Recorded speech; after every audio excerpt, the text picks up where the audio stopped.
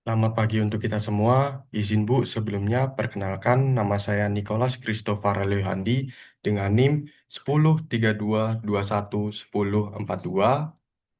Di sini saya akan mempresentasikan hasil literatur review saya dengan artikel yang berjumlahkan 3.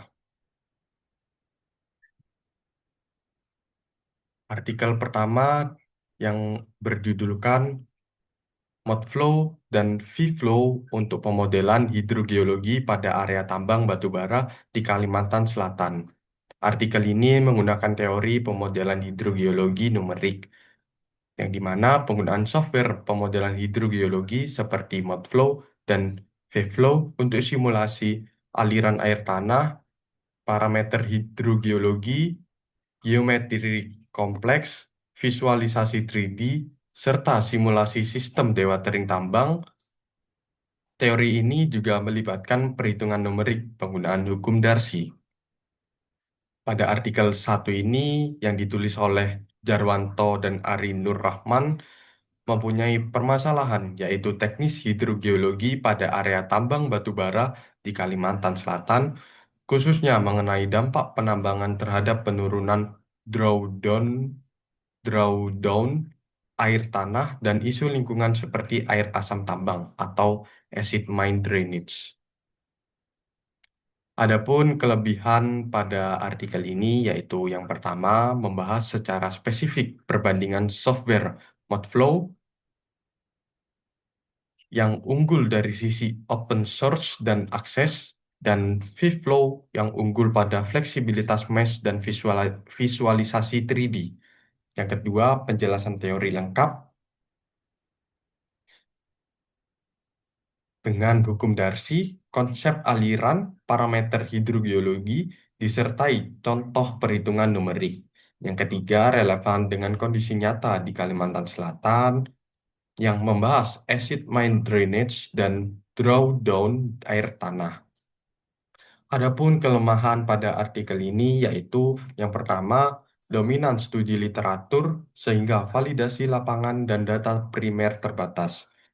Yang kedua, simulasi masih berupa asumsi idealis sederhana, belum sepenuhnya mempresentasikan kompleksitas tambang nyata. Yang ketiga, tidak ada analisis ekonomi biaya software, serta visualisasi model kurang dirinci terkait akurasi atau error. Yang keempat, kurang membahas aspek manajemen lingkungan dan reklamasi tambang. Pada artikel kedua, dengan judul Studi Geoteknik Pengaruh Muka Air Tanah Terhadap Kestabilan Lereng Tambang Batubara, yang di mana artikel ini menggunakan teori kestabilan lereng dan geoteknik,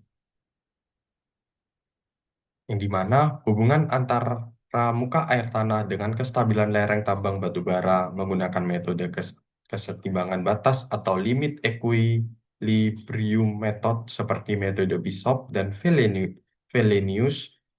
Teori ini mengukur hubungan kuantitatif antara posisi muka air tanah dengan faktor keamanan lereng.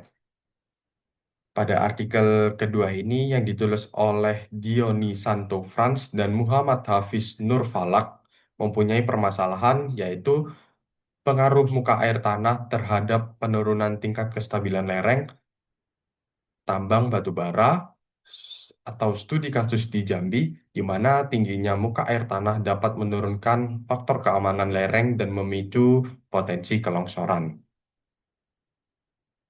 Adapun kelebihan pada artikel ini yaitu yang pertama, membahas hubungan langsung dan aplikatif antara muka air tanah dan kestabilan lereng. Yang kedua, menggunakan metode standar industri, yaitu Bishop, Wellenius, dan kesetimbangan batas dengan data lapangan yang cukup lengkap, yaitu observasi, piezometer, sifat mekanik batuan. Yang ketiga, menunjukkan hubungan kuantitatif yang kuat antara muka air tanah dan faktor keamanan dengan nilai koefisien determinasi lebih besar 80%. Yang keempat,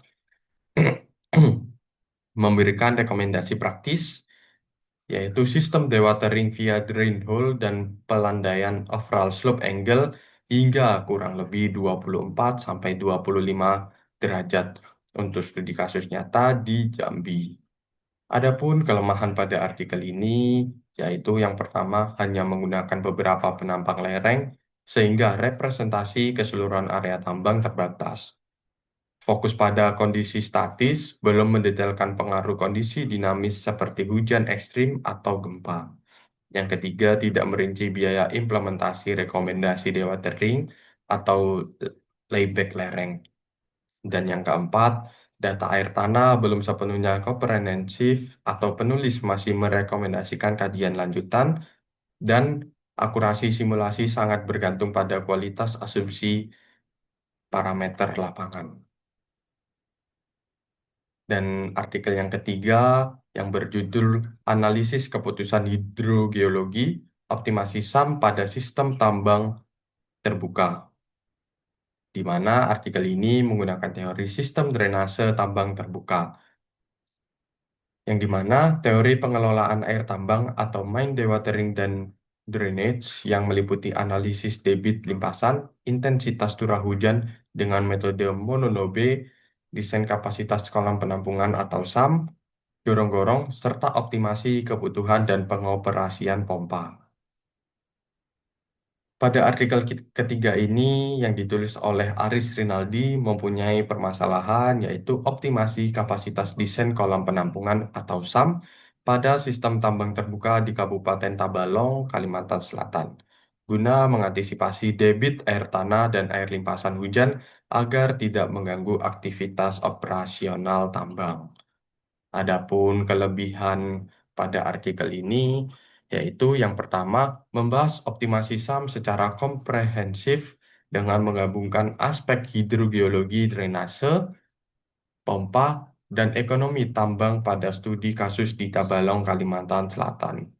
Yang kedua, menjelaskan air tanah terhadap desain SAM dan kebutuhan pompa yang sering diabaikan dalam perencanaan tambang.